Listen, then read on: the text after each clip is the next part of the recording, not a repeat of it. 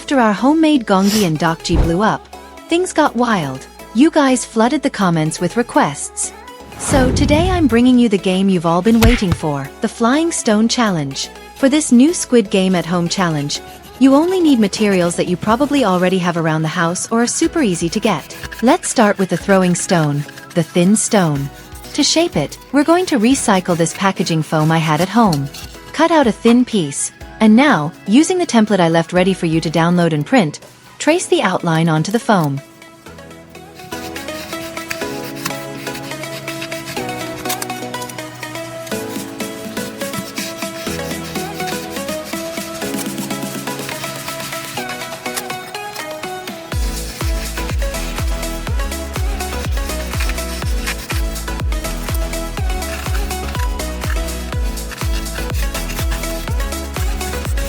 And here, my friends, comes the ultimate test of your patience.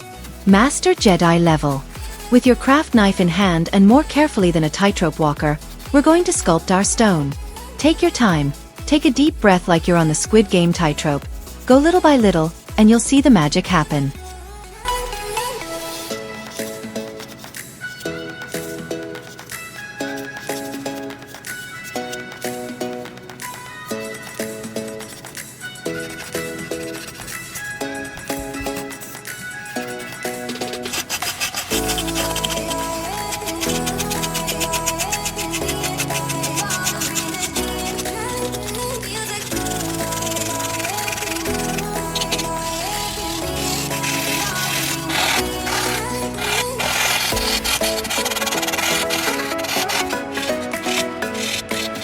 While we're putting the finishing touches on our stone, I'll take a sec to show off my new accessories. They're from Made. I love this brand because of the incredible accessories they have and the quality of their designs. If you want to get the same accessories, I'm leaving a direct link in the video description. There's a little surprise waiting for you too.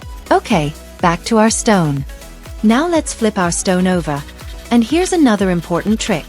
We're going to hollow it out from underneath to make it hollow inside. Why are we doing this? Super easy. Foam weighs practically nothing, and we need our throwing stone to have some weight to make it look more real and, most importantly, to make it fly better when we throw it.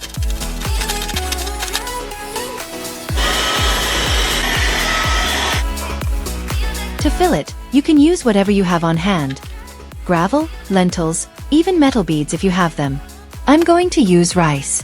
Let's seal the bottom with hot glue.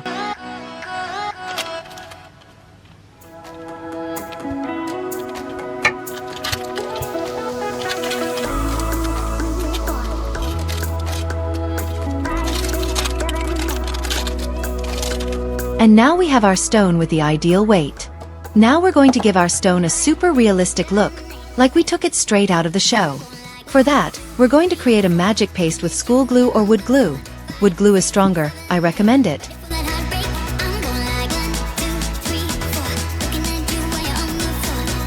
Toilet paper, and a little bit of white and black acrylic paint to give it a grayish color.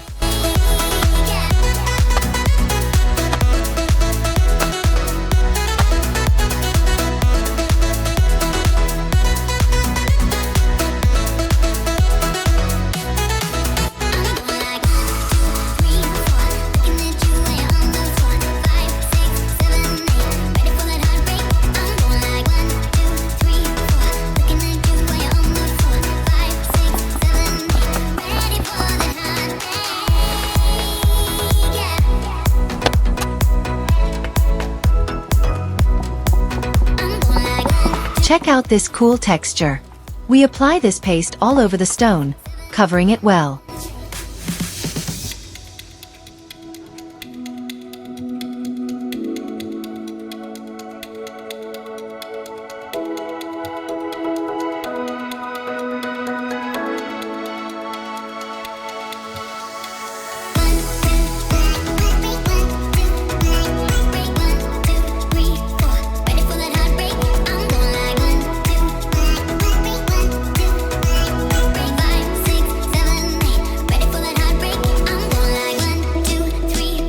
As you can see, it's already taking the shape we want. Check out this relief, these details. These little details are what will make our throwing stone super authentic and make your friends think, wow, this dude really put in work.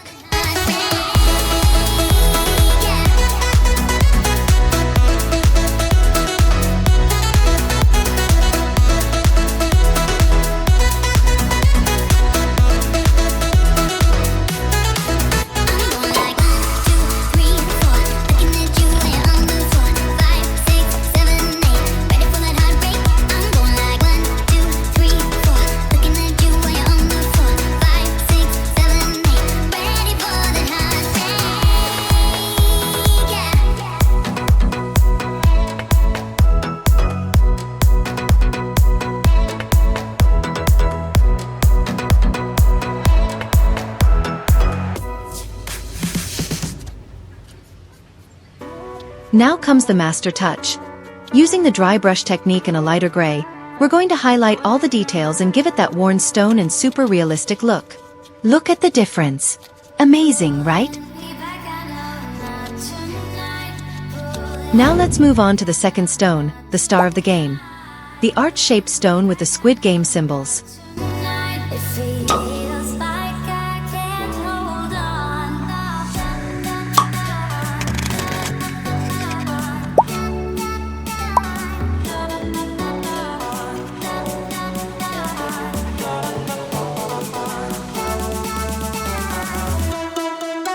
On the back, where the thick cardboard is, we're going to glue on small pieces of cardboard. They don't have to be perfect, we just need to create a base so our stone has body. And now, what's missing? Again, we're going to fill the center with something to give the piece some substance. You already know my favorite option is rice. So rice power again.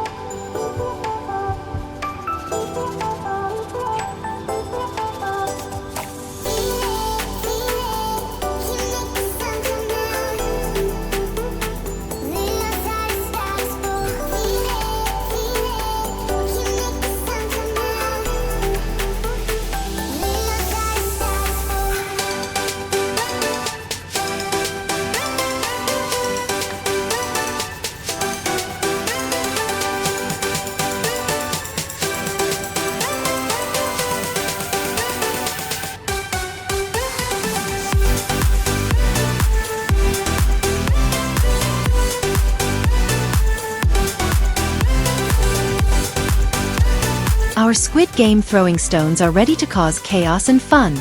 Don't they look more spectacular than New Year's Eve fireworks? Well, now you have everything you need to challenge your friends, your family, your neighbor down the hall.